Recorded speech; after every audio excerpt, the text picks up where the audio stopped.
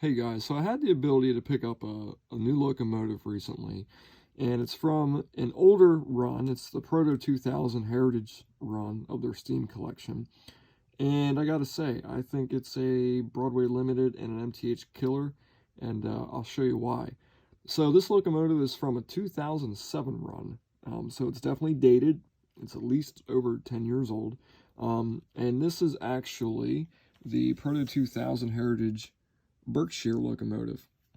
And I'm going to go through the engine, show you all the details on the locomotive.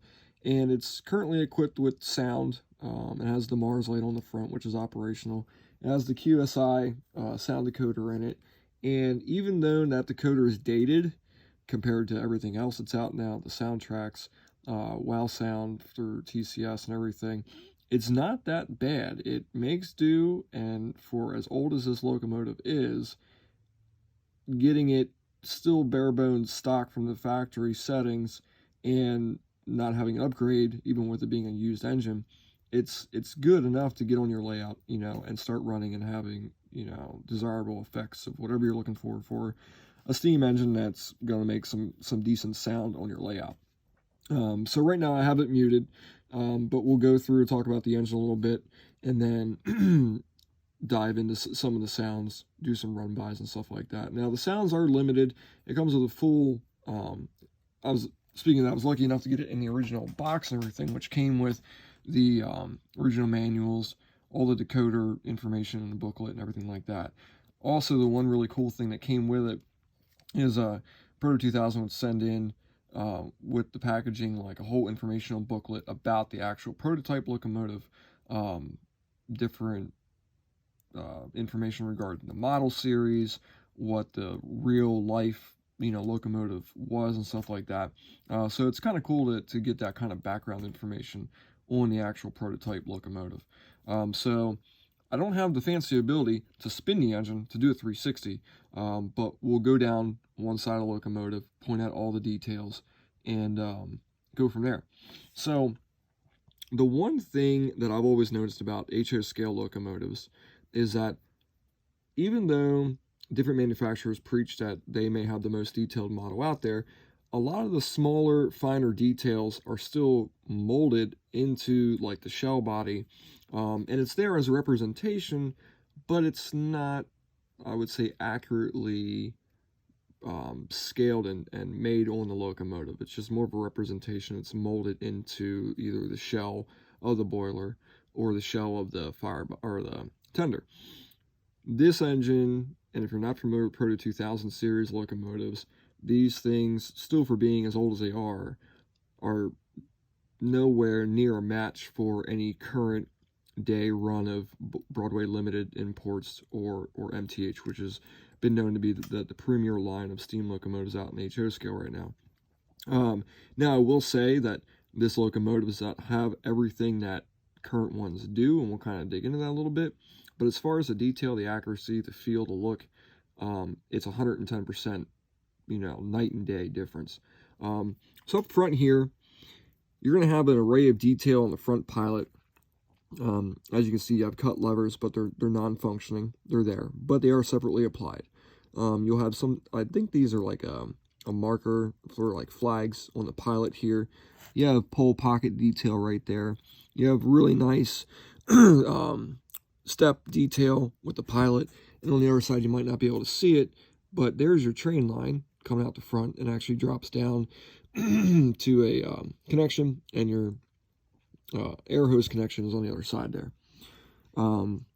Just the amount of detail alone up front here is just amazing. You're going to have a regular shielded headlight here with the Mars light on top.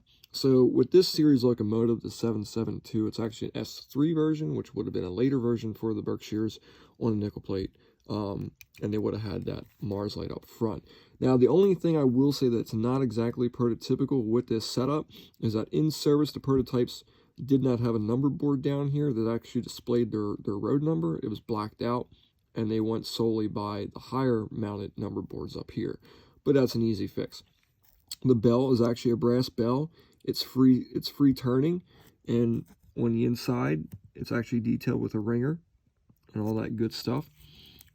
The marker lamps up here are actually amazing because I don't know if you'll be able to see it or not, but they have the lens reflectors on each side, and they even have the top vents on top of the marker lamps.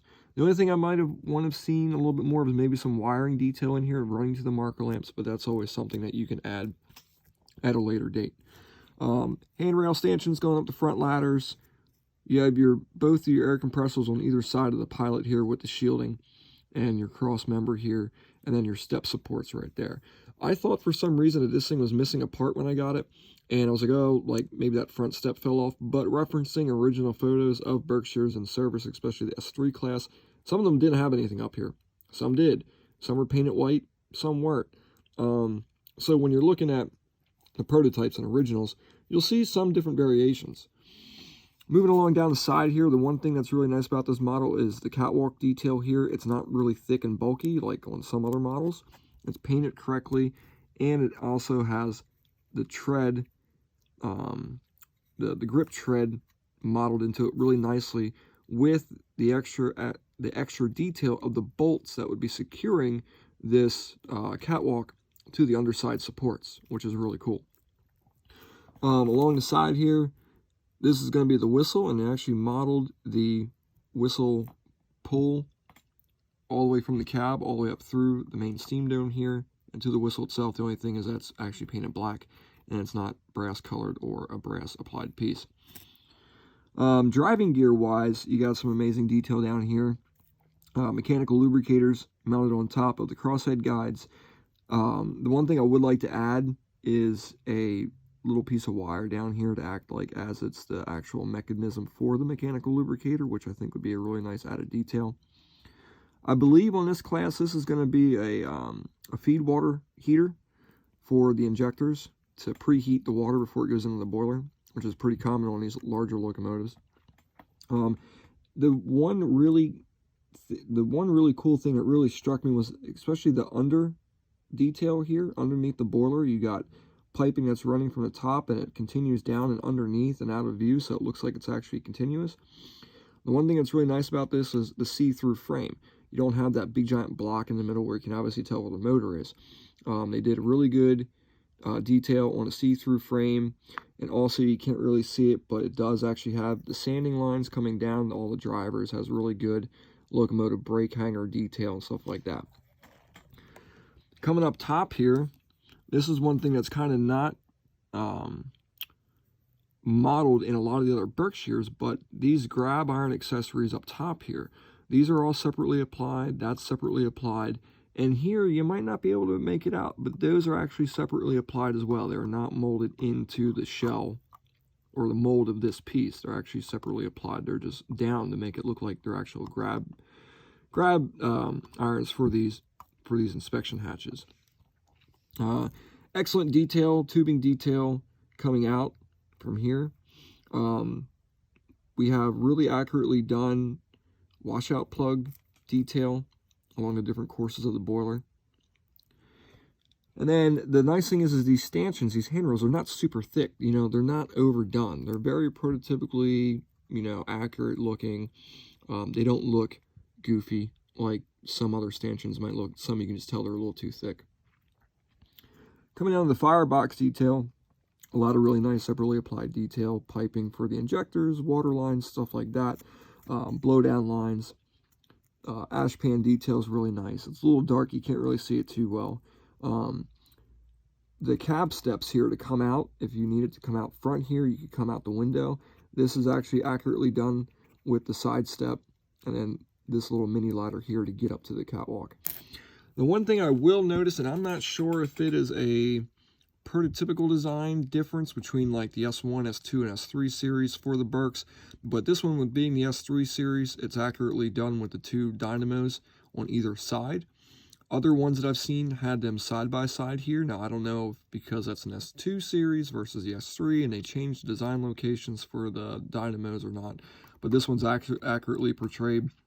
I looked up original photos of the 772. It's not a fantasy number, it's an actual prototype number, and this is how it was set up.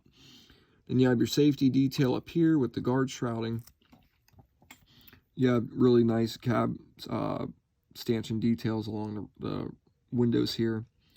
And the top roof vents, like I know MTH is real, known for their operable cab vents and stuff like that. These don't move. Really nice riveting detail on the roof with the rain guards here. The windows do operate. They do move. So you can move those.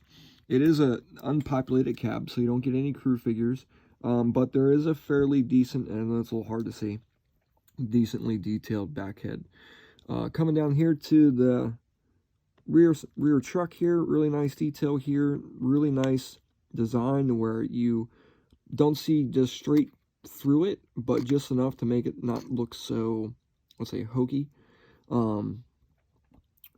Moving along here, you have really nice grab iron detail on the inside of the cab. The only thing that's kind of missing is, and I guess it would depend on what time frame you're running, but it doesn't have any cab curtain detail or anything like that. But still, again, really nice handrail detail on the tender and the back of the locomotive here. The drop plate for the gangway here, you might be able to see it there. It has really nice textured detailing to it, and it's not real thick. It's thin. It looks prototypical, and all around it stays there. It doesn't keep flipping up. It doesn't get caught. I run 22 and 18-inch radius turns or curbs on my layout, and I don't have a problem. It's connected by a single drawbar. There is going to be your wiring right there from the locomotive tender to the engine, as we're all used to. The drawbar is actually right in here. It's one of the snap-in ones, so it's not a drop-in one with a pin that you have to loop in. It snaps into a little connector inside the tender, and the one thing that's nice about that is it keeps a very prototypical outline here. Sometimes I feel like it looks like the tender is just too far away from the engine, and there's too much of a gap here. This keeps it very prototypical, and it still works well when you're going through sharp turns. You're not hitting anything, stuff like that. The inside of the tender here, where these dog legs come up, is fairly detailed, not too bad, pretty average for a steam locomotive, model. The only thing is that the coal load, it could be better. But to be honest with you, I'm not worried about it. I can always, you can always fix that, add that, cut it out, put your own live load in, whatever you need to do. Down here on the tender, let me try to make this a little sharper. They kind of blend in, but you got some tender truck sway swings here, which is an added detail on the side. Again, they're not real big. They're not too small. They're actually really prototypically sized. Nice riveting detail on the tender. And on the top here, again, you have your side stanchions on the side here. You got your fill hatches. Really nice riveting detail across the top section here with separately applied grab irons for each individual hatch. Nice hinge detail. And again, not over bulky, not overdone, not just molded in.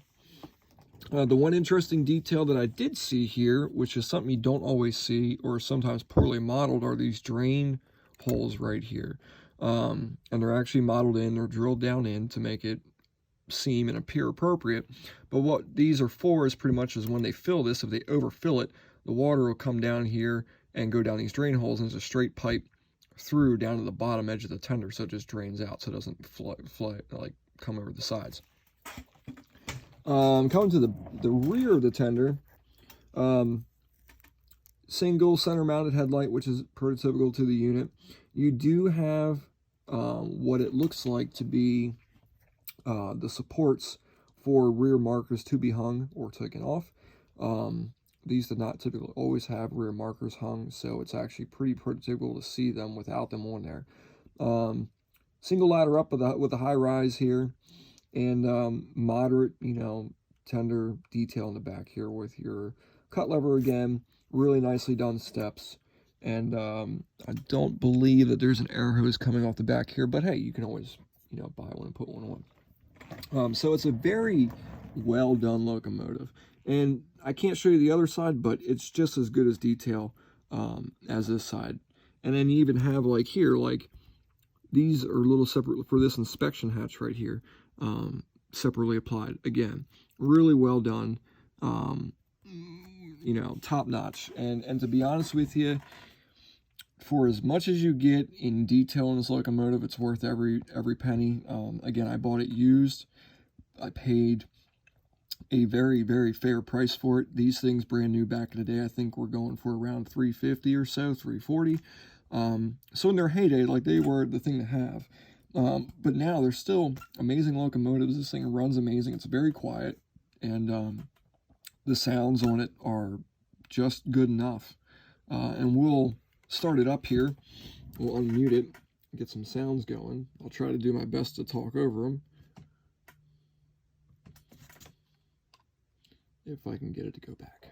There it is. I had to press it. I'm not used to this style decoder. It has some different startup functions that I'm not used to, and I'm still getting used to this engine. There we go. So initially you'll get air compressor sounds. It has a lot of idle sounds, so you'll hear the air compressor kick on here and there.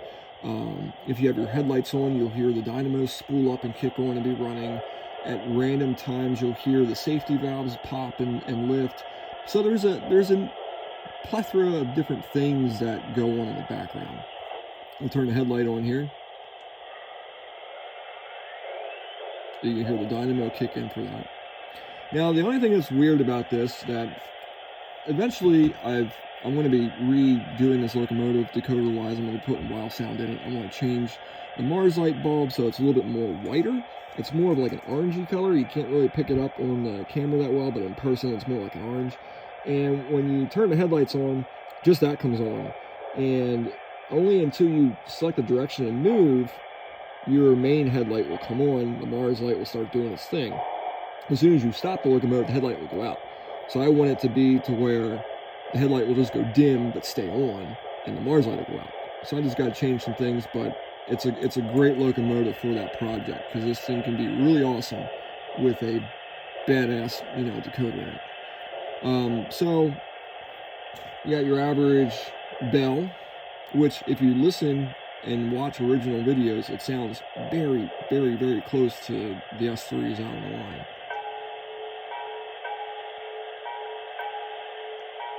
That's the bell. And the cool thing is as soon as you hit the button to stop it, it still kind of does its thing for a little bit instead of just boop, no more sound. We'll do the whistle.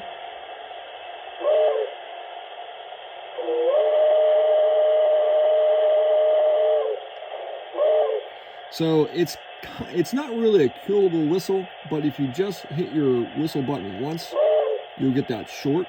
And if you hold it down, you'll get that more elongated tone. So you got a little bit of variety in that. Your standard coupler noises, cut lever noises. And then there's a bunch of other features that I'm still learning, to be honest with you, different braking dynamics that you can program to where you can have your brakes squealing or not squealing when you're slowing down, stuff like that. But we will get it moving so you can hear what it sounds like.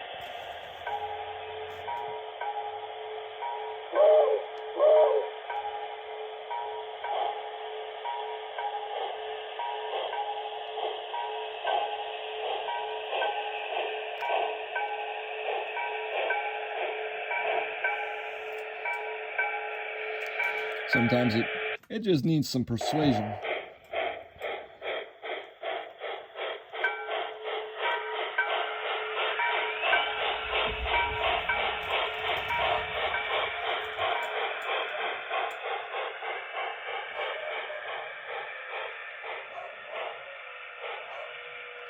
And we'll bring it back.